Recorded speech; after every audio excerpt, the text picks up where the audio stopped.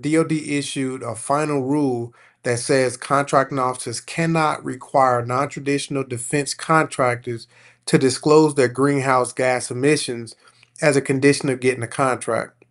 Now, if you're a small business that has not held a DoD contract in the last 12 months subject to cost accounting standards coverage and were not required to submit certified cost and pricing data, then you're likely a non-traditional contractor under this rule.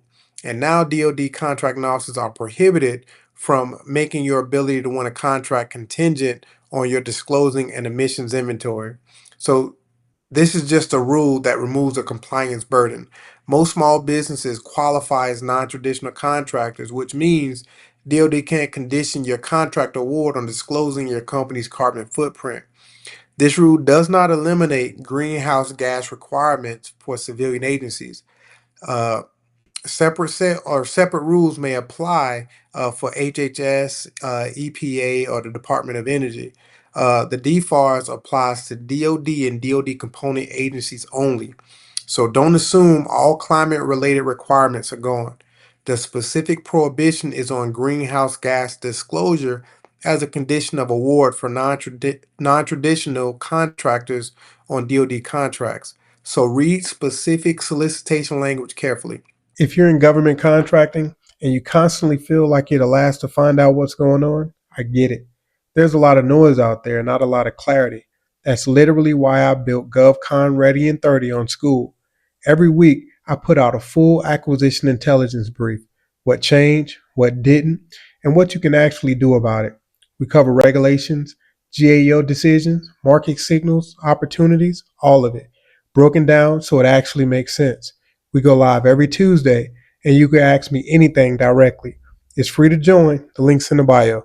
Item 2 is a DFARS proposed rule for unclassified contracts and subcontracts above $5 million. So for decades, if you held a classified government contract, they're required to disclose your company's foreign ownership to DCSA using a form called SF 328. DoD now wants to extend the same scrutiny to unclassified contracts above $5 million. If this rule becomes final, you will have to submit a SF 328 disclosing your beneficial ownership and whether your company is under foreign ownership, control, or influence. If DCSA identifies a risk, you have about 90 days to mitigate it. So over 37,000 contractors and subcontractors will potentially be affected. 57% of those 37,000, which accounts for about 21,000, are estimated to be small businesses. If you do defense subcontracting work over $5 million, this is something you need to pay attention to. As I mentioned earlier, this would directly affect prime contracts and subcontracts at any tier over $5 million. Commercial products and services are generally accepted unless a senior DoD official designates a national security risk related to sensitive data or systems. Now, this is only a proposed rule right now. It has no effect today, but the 90-day mitigation window in the proposed rule means that once this is final, reaction time will be limited. So it's a good thing to prepare now. FOCI, foreign ownership, control, or influence, means whether a foreign government, entity, or individual has the ability to direct or influence your business decisions. If your business is fully American owned and controlled, then disclosure is straightforward. However, if you have foreign investors or partners, then it can get a little bit more complicated.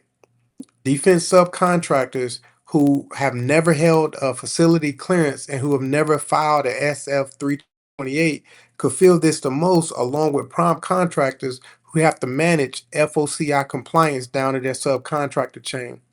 Some people will see $5 million and think, that's not me, or that I'm just a small business. But I've seen several small businesses win contracts valued well over $5 million for janitorial or grounds maintenance, let alone subcontractors where they perform facility maintenance services. Multiple task orders under a single vehicle can add up pretty quickly. So review your company's ownership structure. Know who your beneficial owners are, any foreign ownership connections, even if they're minority investors. Talk to your counsel before this rule becomes final. Also, register for DCSA's National Industrial Security System now. This is the system where the SF 328 submissions are processed. Getting registered before you need it can reduce friction later. The public comment period is open through July 6th. So if you have concerns about the $5 million threshold, scope on covered contracts, or the 90-day mitigation window, now is the time to voice your concerns. The third item is a GSA decision. The IRS issued a small business set aside on NASA SEP seeking proposals to mitigate about or to migrate about 10,000 virtual machines from VMware to an alternative platform. The solicitation listed Nutanix as the brand name product, but said vendors could offer equal alternatives. FCN Inc. protested. They argued that the requirements were unduly restrictive and that the solicitation was effectively a de facto sole source for Nutanix. GAO denied the protest on two grounds.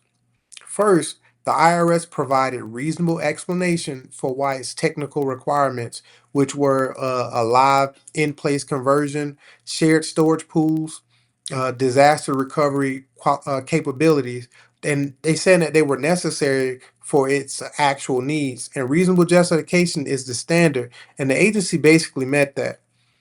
Second, is a brand name or equal structure is not automatically a de facto sole source if the solicitation genuinely allows equal products or give vendors notice of that. GAO also raised a timing issue. FCN's challenge um, FCN's challenge to certain requirements that were apparent on the face of the original solicitation should have been filed before the closing date for proposals, not during or after. Late arguments on the face of the solicitation defects are routinely dismissed as untimely.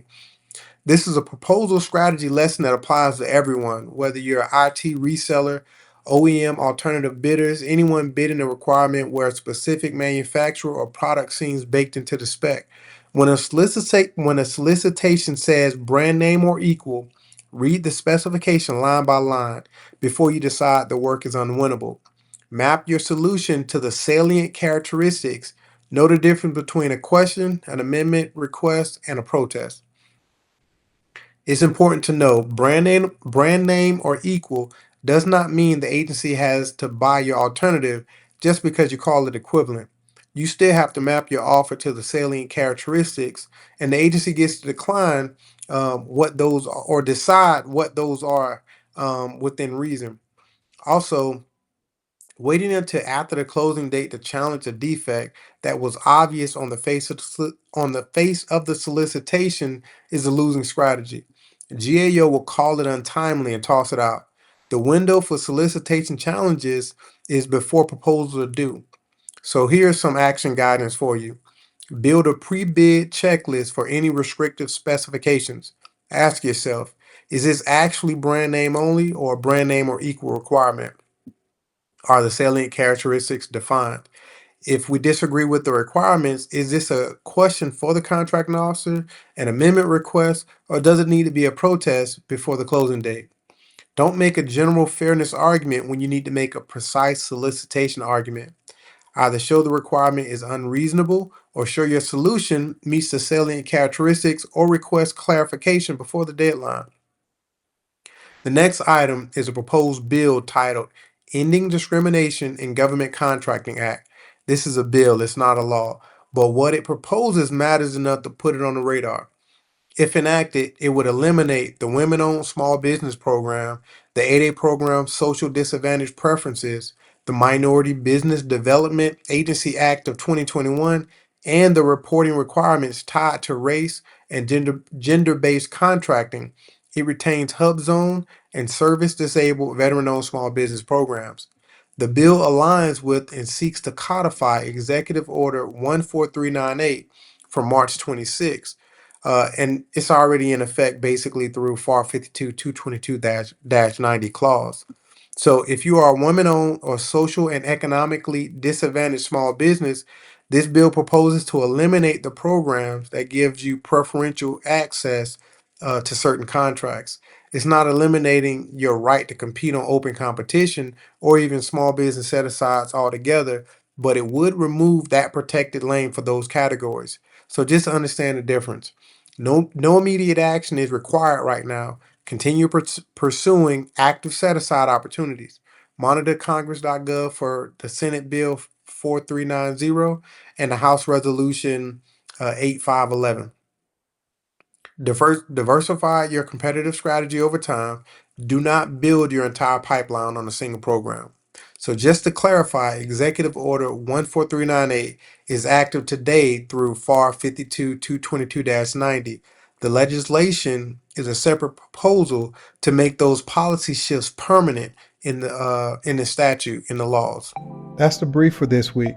If you found this useful, subscribe. I do this every week. And if you want the full brief, the live session, and the ability to ask me questions directly, come join us inside GovCon Ready in 30 on School. The link is in the description. I'll see you next week.